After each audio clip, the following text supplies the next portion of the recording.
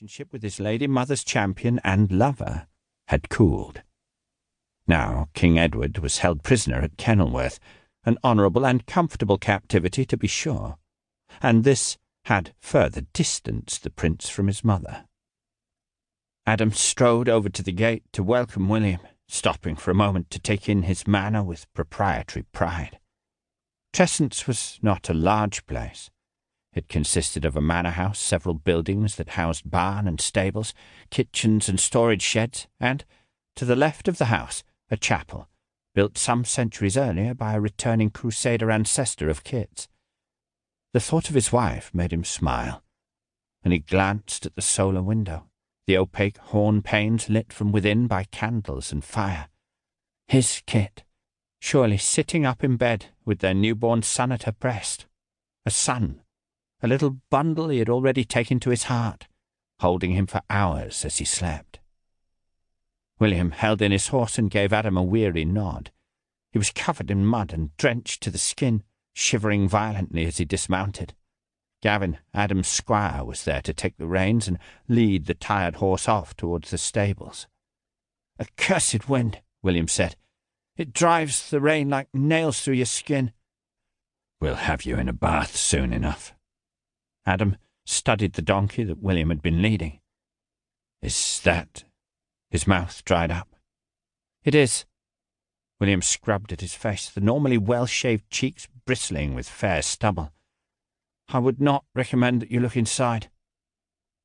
Adam walked over to the donkey, her newborn son indoors, and here, in the darkening dusk, stood a donkey loaded with a wooden box that contained the remains of his eldest son. No coffin. He was buried in haste. There were too many to bury to coffin them all, and what with the pestilence— William left the rest unsaid, but Adam nodded.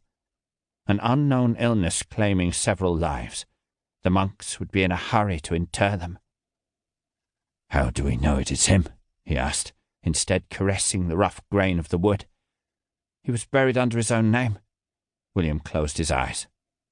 "And I looked." "You looked?" Adam studied the box. What was there left of a 4-year-old lad after more than 6 months in the ground? "The hair," William said curtly, and Adam didn't want to hear more. He lifted the box off the donkey, and something rattled inside. It made his stomach heave.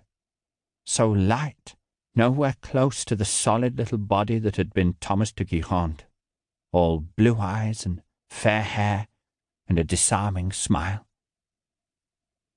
He had not wanted to do this, but Kit had begged and pleaded, saying it was only right that their son be brought back to rest at Tressence.